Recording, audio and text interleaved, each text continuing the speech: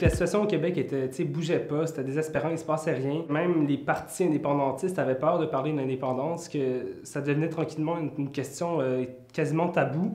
Ben, je me suis dit qu'il fallait agir, qu'il fallait bouger, puis qu'il fallait prendre le taureau par les cornes, prendre le bélier par les cornes, puis justement sortir dans la rue, puis assumer ses convictions, puis les défendre. C'est pour ça que j'ai décidé de m'engager avec l'opération Bélier.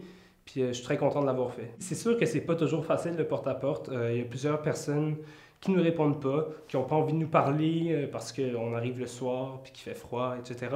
Je crois qu'on est des vecteurs de changement parce qu'on sème des graines. Ici et là, on va voir les gens, on les incite à réfléchir, à se poser des questions. En discutant avec eux, je pense qu'on fait avancer la réflexion, on fait avancer le dialogue. Et oui, on peut à long terme amener du changement et du changement positif vers l'indépendance, sans aucun doute.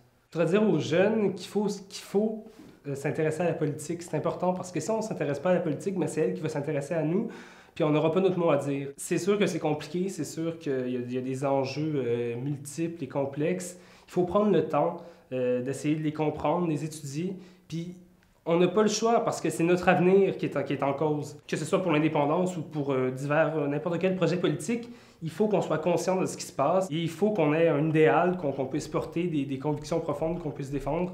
Et ben moi, c'est l'indépendance du Québec. Donc, j'essaye de le faire du mieux que je peux.